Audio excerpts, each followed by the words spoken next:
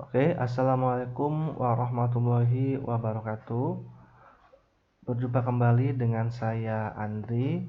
Untuk hari ini, materi yang akan saya paparkan adalah masih mengenai kalor, ya, terusan dari minggu kemarin. Minggu kemarin saya sudah membahas mengenai suhu dan juga kalor. Nah, sekarang kita masuk ke subbab berikutnya mengenai asas Black, kemudian pemuaian pada zat padat dan juga perpindahan kalor. Oke, kita mulai dari asas Black terlebih dahulu. Seorang ilmuwan bernama Joseph Black melakukan penelitian dengan cara mencampurkan dua jenis zat yang berbeda suhunya. Hasil dari penelitiannya itu dibuat dalam suatu asas yang kita kenal sebagai asas Black, yang bunyinya jumlah kalor yang dilepas sama dengan jumlah kalor yang diterima. Atau secara matematika kita menuliskannya Q lepas sama dengan Q terima. Perlu diingat, yang melepas itu yang suhunya lebih tinggi, yang menerima yang suhunya lebih rendah. Supaya lebih paham, kita simak contoh soalnya sebagai berikut.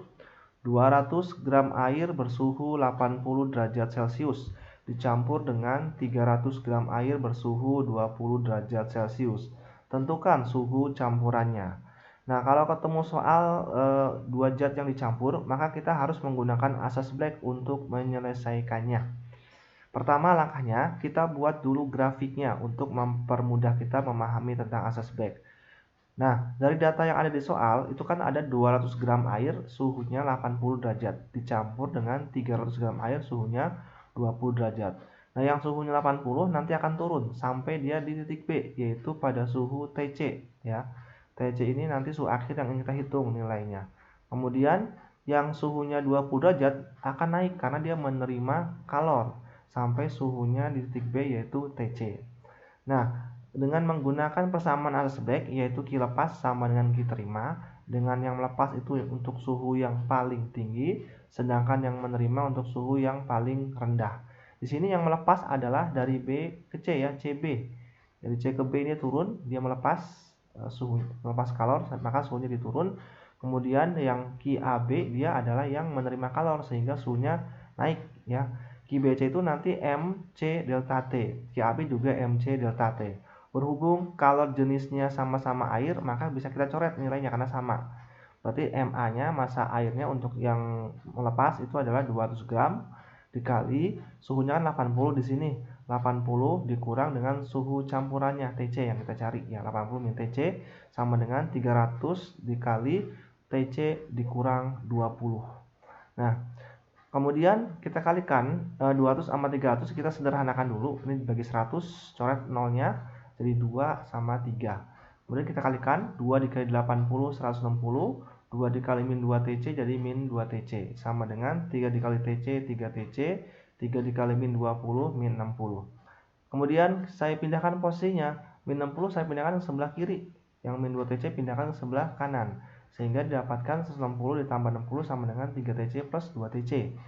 Nah, ini hasilnya 220 sama dengan 5 TC, maka TC-nya 220 dibagi dengan 5, sama dengan 44 derajat Celcius. Nah, itu contoh menghitung pada persoalan zat yang dicampur suhunya. Kemudian pemuaian zat padat. Pemuaian pada zat padat bisa kita klasifikasikan menjadi 3, ya.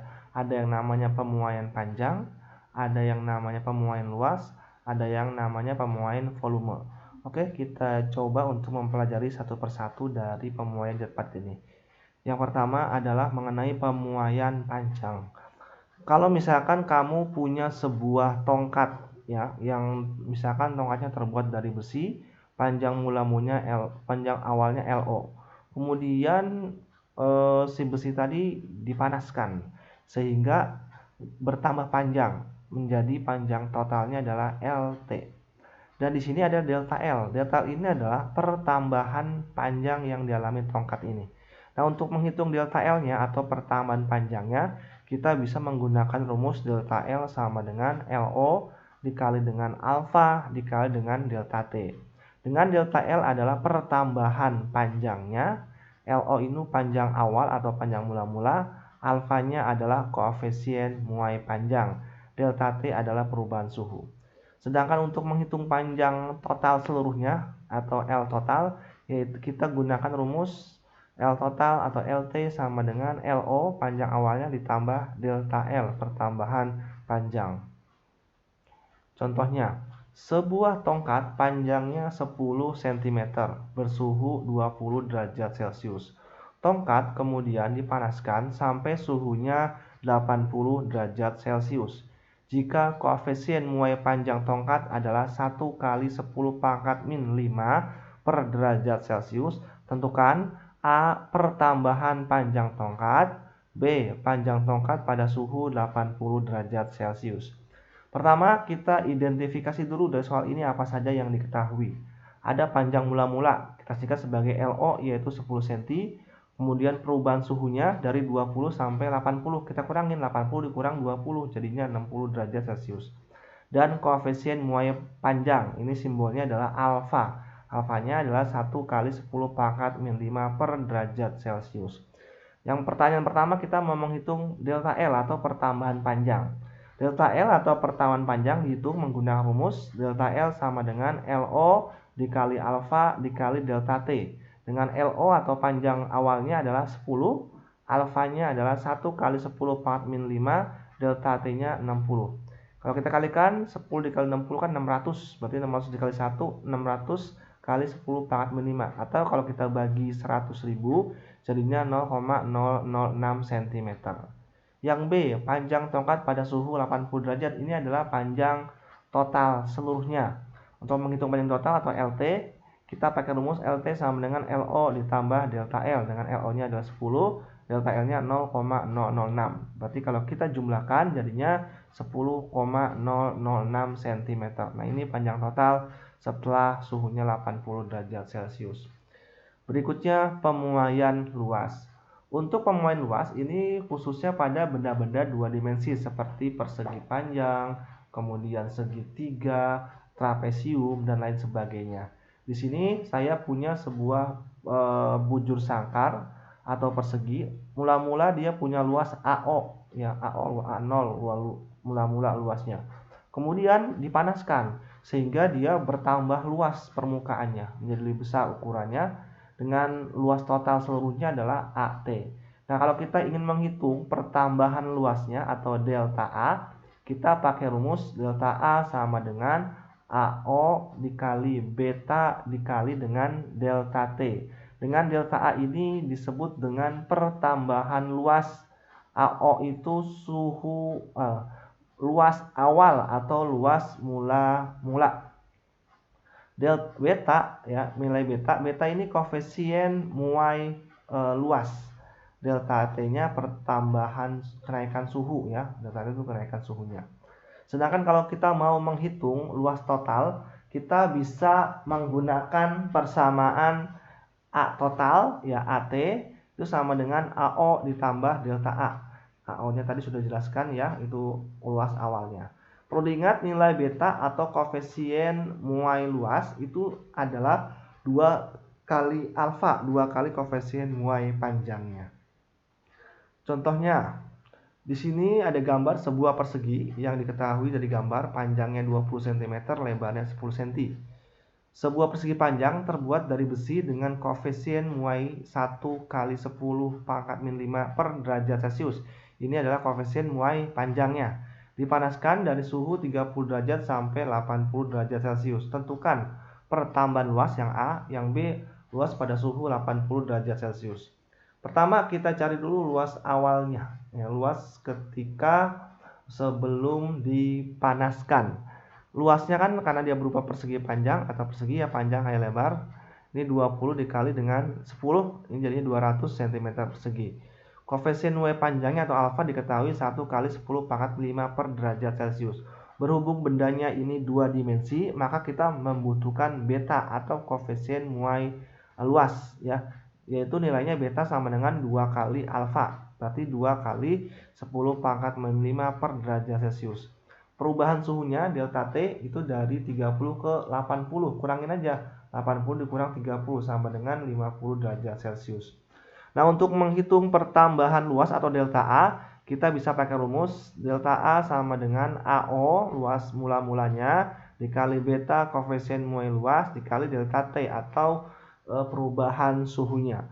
Untuk luas mula-mula itu adalah 200 dikali betanya 2 kali 10 pangkat min 5, delta T-nya 50. Kalau kita kalikan 200 dikali 2 dikali 50 hasilnya adalah 20.000 dikali dengan 10 pangkat min 5. Berarti nanti 20.000 dibagi 100.000 dapatnya 0,2 cm persegi. Kemudian kita mau menghitung luas pada suhu 80 derajat Celcius. Itu artinya apa? Luas total. Nah, menghitung luas total atau AT kita pakai rumus AO ditambah dengan delta A. Dengan luas awalnya AO itu adalah 200, delta A perubahan luasnya tadi sudah dihitung, nilainya adalah 0,2. Kalau kita jumlahkan 200 ditambah 0,2 sama dengan 200,2 cm persegi. Nah, ini luas total pada pemuaian luas. Kemudian pemuaian volume. Kalau pemuaian volume itu untuk benda-benda yang berukuran 3 dimensi ya, khusus untuk benda-benda yang berukuran 3 dimensi. Misalkan ini ada sebuah kubus dengan volume sebelum dipanaskan VO, kemudian setelah dipanaskan volumenya bertambah, dia mengembang sehingga volumenya menjadi VT atau volume akhirnya, volume total ya. Langkah pertama kita mau menghitung berapa pertambahan volumenya. Nah, untuk menghitung pertambahan volumenya kita pakai rumus delta V sama dengan VO, volume awal dikali gamma atau koefisien muai volume ya, dengan itu koefisien muai volume dikali delta T perubahan suhunya. Kemudian volume total VT kita bisa hitung pakai rumus VO, volume awal atau mula-mula ditambah delta V perubahan volumenya atau kenaikan volumenya. Gamma, ingat ya, nilai gamma koefisien muai volume ya, gamma ini atau koefisien muai volume atau ruang itu nilainya sama dengan 3 kali alfa, 3 kali alfanya. Alfanya adalah koefisien muai ruang. Nah, berikutnya mengenai perpindahan kalor. Untuk perpindahan kalor ini dapat terjadi dengan 3 cara. Bisa secara konduksi, bisa secara konveksi, bisa secara radiasi. Secara konduksi artinya perpindahan kalor dengan tanpa disertai perpindahan molekul-molekul zat. Contohnya misalkan kamu memegang ujung sebuah besi, kemudian ujung yang satu dibakar, maka nanti tangan kamu akan merasakan panas. Itu berarti kalor dapat merambat pada zat padat secara konduksi. Kemudian konveksi, perpindahan kalor dengan cara mengalir, yaitu disertai perpindahan molekul-molekul zat. Contohnya pada kehidupan sehari-hari ketika orang sedang memasak air, itu terjadi perpindahan kalor secara konveksi. Kemudian radiasi, yaitu perpindahan molekul zat tanpa medium dalam bentuk radiasi gelombang elektromagnetik. Oke, kita bahas satu persatu mengenai konduksi terlebih dahulu. Untuk yang peristiwa konduksi di sini misalkan ada sebuah tongkat ya, diketahui di sini ujung yang satu dipegang, ujung satu lagi dibakar. Maka nanti akan terjadi perpindahan kalor dari ujung yang panas bergerak kalornya sampai ke sini sehingga nanti tangan kita akan merasa kepanasan. Nah, perpindahan yang terjadi semacam ini dikenal dengan perpindahan secara konduksi karena tidak disertai dengan perpindahan molekul-molekul zat. Nah, nilainya. Nah, berapa kecepatannya atau laju kalor pada peristiwa konduksi ini? Untuk menghitungnya, kita bisa menggunakan persamaan laju kalor, yaitu H sama dengan Q per T sama dengan K kali A kali delta T per L. Dengan H-nya ini adalah kelajuan kalornya atau kalor yang merambat per satuan waktu. Q-nya adalah energi kalor dalam satuan joule, T-nya adalah suhu. Ya, T di sini bukan suhu ya, T di sini adalah waktu. Kalau T kecil artinya dia waktu. Sama dengan K kali A kali delta T per L. Dan K ini adalah koefisien muai thermal ya, koefisien muai konduksi thermal zat. Jadi A-nya luas penampang, delta T kenaikan suhu, L-nya adalah panjangnya. Nah, nanti kalau di soal yang ditanyanya adalah Q, jumlah kalor yang diserap dalam waktu tertentu. Maka kita pakai rumus Q sama dengan ini T-nya kali silang aja, sehingga didapatkan K kali A kali T kecil dikali delta T besar per L. T kecil itu waktu, delta T itu perubahan suhu, L-nya panjang atau tebal dari bendanya. A-nya adalah luas permukaannya, K-nya adalah tetapan, nanti di soal akan disebutkan nilainya, koefisien konduksi. Contohnya, logam P yang ujungnya 10 derajat Celcius disambung dengan logam Q yang ujungnya 115 derajat Celcius seperti gambar berikut. Konduktivitas termal logam P adalah 2,5 kali dari konduktivitas termal logam Q. Jika luas penampang kedua batang sama, maka suhu sambungan logam P dan Q adalah titik-titik. Di sini ada logam P, suhu ujungnya 10 derajat, logam Q suhu ujungnya 115 derajat. Nah, di sini berapa suhu di titik sambungan? Kalau panjangnya sama-sama 15 cm.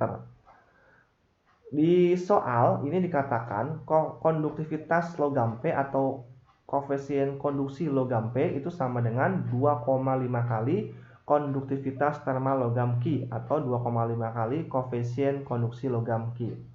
Dengan menggunakan persamaan laju kalor pada peristiwa konduksi, karena ini terjadi pada zat padat, maka kita bisa menulis delta Q per delta T untuk logam P akan sama dengan delta Q per delta T untuk logam Q. Dengan persamaan delta ini untuk logam P yaitu koefisien konduksi logam P atau saya singkat sebagai Kp dikali dengan AP dikali delta TP per LP sama dengan untuk logam Q Kq dikali Aq dikali delta Tq per Lq. Karena diketahui panjangnya sama, maka kita coret LP sama LQ. Luas penampangnya juga sama karena dia syukuran, maka AP-nya sama AK dicoret. Berarti KP-nya kita substitusi nilainya adalah 2,5 kaki. Ini 2,5 kaki kali TA dikurang 10 ya untuk logam P. Di sini kan 10 derajat. TA sama 10 itu suhunya lebih tinggi TA-nya karena dia paling dekat dengan suhu yang paling tinggi. Berarti kan nanti suhu yang kecil, suhu yang besar dikurang suhu yang kecil. Suhu yang besarnya adalah TA-nya, maka jadinya TA dikurang 10. Sama dengan kaki dikali 115 derajat ya, di sini paling tinggi dikurangin TA. Kita coret yang sama, kakinya coret sama. Berarti nanti tinggal 2,5 dikali TA sama dengan 2,5 TA. 2,5 dikali min 10 dapatnya 25 sama dengan 115 dikurang TA. Min TA pindah jadi positif, kemudian yang minus 25 pindah juga jadi positif. Jadi 2,5 TA ditambah TA sama dengan 115 ditambah 25. Ini kalau kita jumlahkan jadinya 3,5 TA sama dengan 140 atau TA sama dengan 140 dibagi 3,5. Hasilnya adalah 40 derajat Celcius. Nah, itu suhu di titik sambungannya setelah dipadukan atau disambung. Kemudian perpindahan kalor secara konduksi. Perpindahan kalor secara konduksi ini seperti dijelaskan tadi contohnya pada saat kita sedang memasak air. Itu terjadi perpindahan kalor secara konduksi.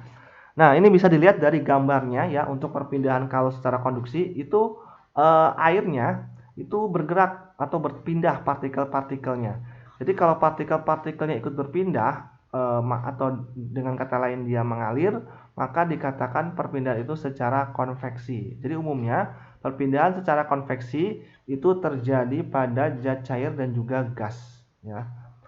Nah, berapa nih kecepatan melaju kalornya pada peristiwa konveksi? Itu dihitung pakai rumus Q per T sama dengan H kali A kali delta T. Dengan Q-nya adalah jumlah kalor yang diserap ya, T-nya adalah waktu. H-nya ini adalah koefisien konveksi ya, H-nya luas penampang, delta T perubahan suhu. Kemudian radiasi. Perpindahan kalor secara radiasi ini terjadi tanpa adanya medium. Misalkan seperti panas sinar matahari bisa sampai ke permukaan bumi, padahal di ruang angkasa itu hampa udara, tidak ada medium.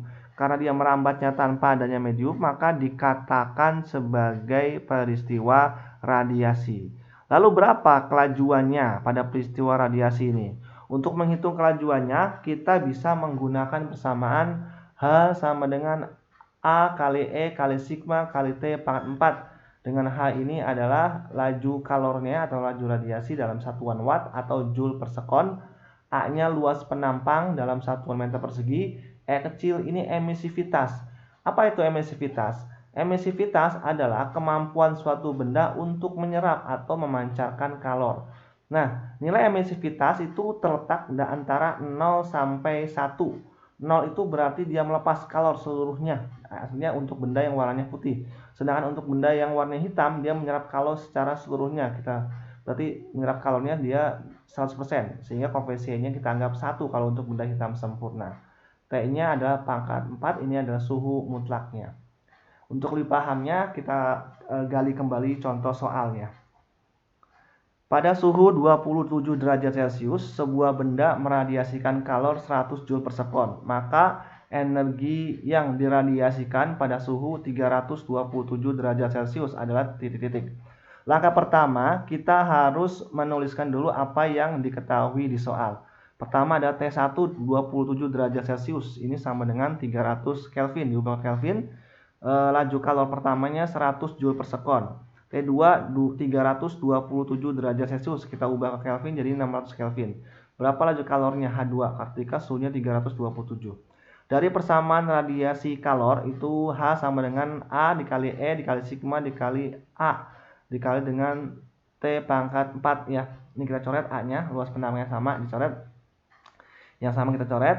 Jadi nanti H1-nya kan 100, H2 dicari, T1 per T2 ya ini dipangkatkan 4.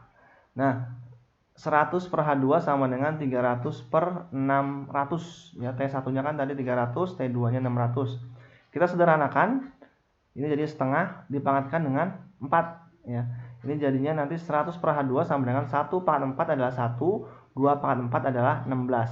Kalau kita kali silang, maka H2 dikali 1 adalah H2, 16 dikali 100 adalah 1600 Joule per sekon. Jadi jumlah kalor yang diradiasikan sebesar 1600 Joule per detik atau per sekon.